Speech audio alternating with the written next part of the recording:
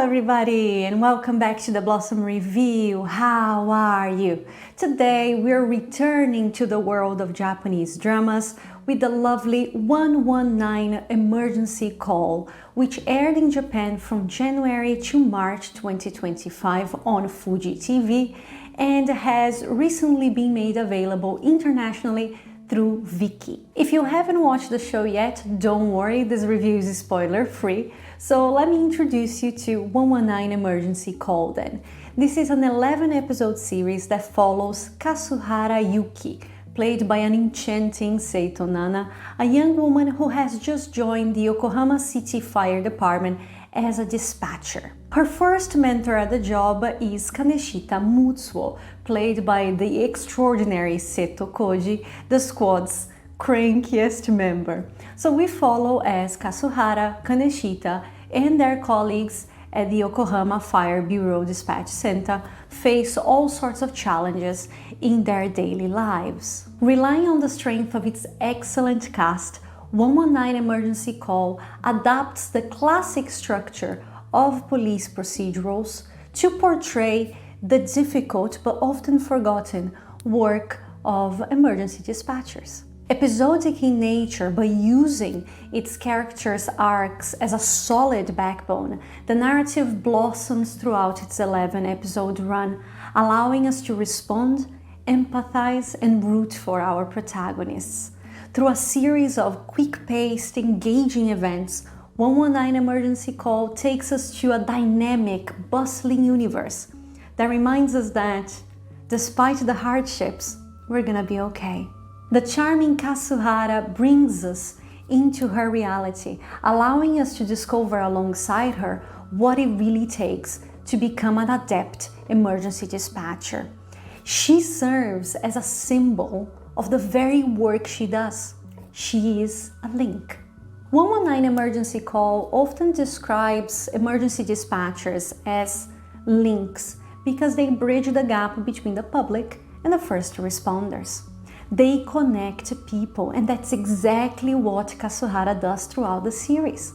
She connects the audience to her fellow characters and her job, but she also connects the people who surround her.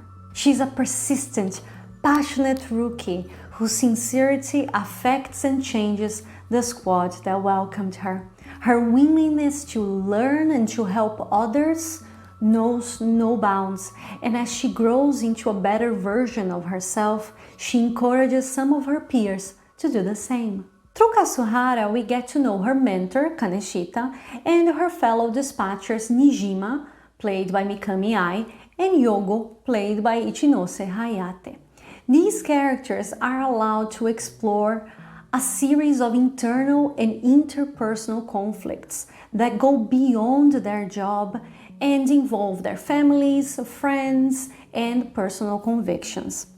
These individual challenges serve as compelling subplots that are seamlessly woven into the main narrative, giving the show thematic consistency and adjusting its pace.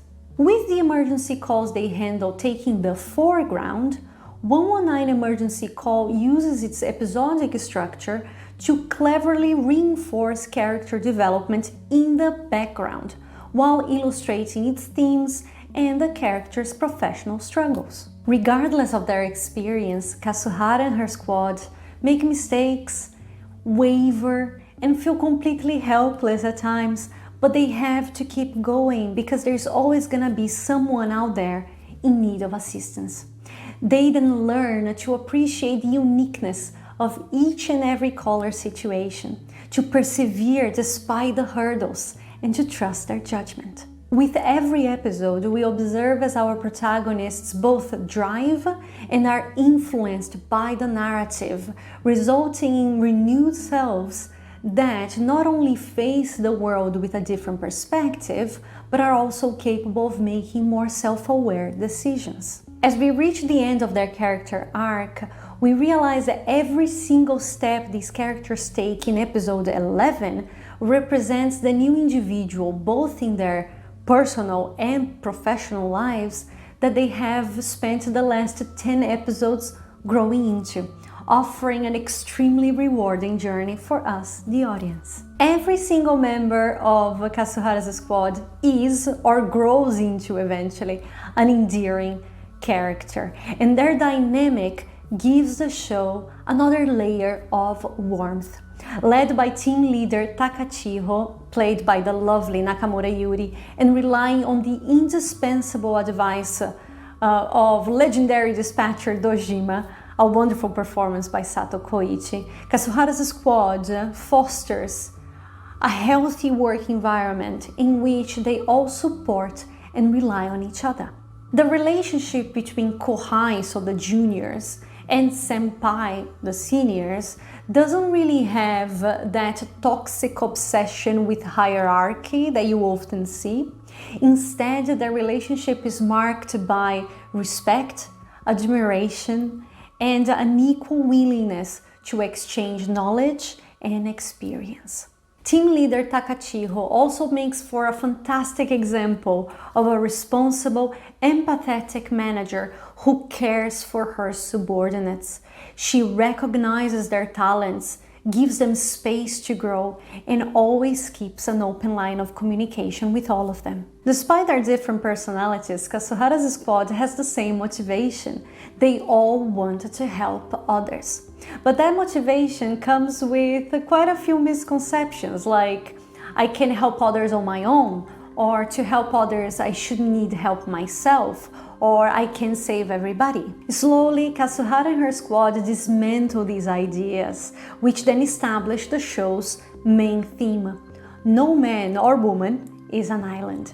We can only reach our goals if we accept that asking for help is not only brave, but essential.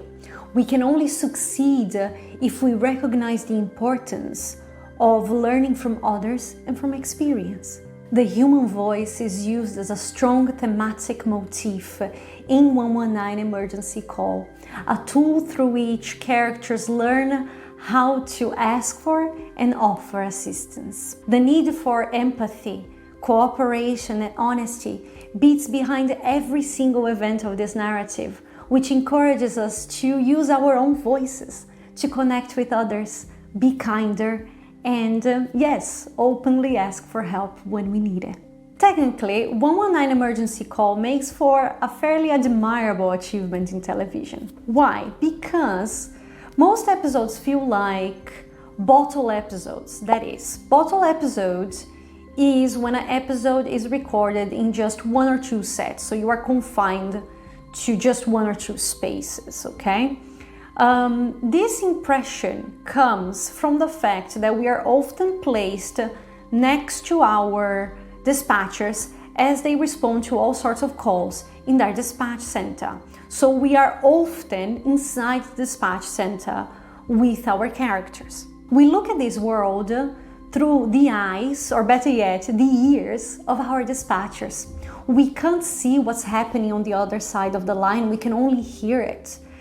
So we are always stuck in the same place and we can only hear what's happening.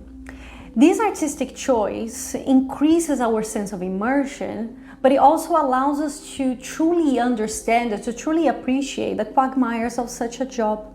The show then heavily relies on acoustic performances. That is, most of the guest roles in 119 Emergency Call are impeccable voice actors whose faces we never even get to see. The script balances these more visually static sequences at the dispatch center with Kazuhara's ability to reenact her calls. That is, in order to better understand how to handle her next calls, Kazuhara sometimes goes to the scenes of some of her cases to visualize what happened. These scenes have an almost fantastical flair to them, but they are not used often enough to break the show's dramatic seriousness. Besides giving the show some visual balance, these sequences also allow the narrative to breathe a little bit and contribute to Kazuhara's and Kaneshita's character development, so they are very well used throughout. Even with cases that Kazuhara doesn't get to reenact, the show succeeds in charging all of them with emotional resonance. Through very precise editing aimed at emotional impact and flawless performances, all the cases handled by Kazuhara's squad come to life in our imaginations, just like they do for Kazuhara herself. And we can't help but feel the caller's pain and despair and fear, even though we can't actually see it. The cases get more and more intense as the show progresses, raising the stakes but also illustrating how these dispatchers needed to remain calm, think on their feet, and work together to save people even in the most chaotic of scenarios. While the script does have a factor of serendipity to it, it offers some superbly written dialogue, and it excels in offering both implicit and explicit foreshadowing throughout. I think the show's greatest weak spot is its visual effects, both practical and CGI, but they are never bad enough to overshadow such a strong narrative and cast. So the final question is, should you watch 119 Emergency Call? By bringing emergency dispatchers to the spotlight, 119 Emergency Call honors all jobs that exist quietly behind the scenes, but without which several services, business, and institutions just wouldn't work. With characters that boast wonderful synergy and whose development is an absolute delight to watch, this is a story that, despite its intense events, becomes a comforting companion that offers solace even in the darkest of moments. 119 Emergency Call chooses to replace the intrigue, melodrama, and grisly thrills common to its genre with a straightforward and sincere portrayal of life's unpredictability. An inspiring, hopeful, and touching tale of hard-working people, 119 Emergency Call reminds us that there is nothing more courageous than asking for help, nothing more noble than coming together to support others, and nothing more humane than empathizing with our fellow human beings' pain. 119 Emergency Call is available on Viki.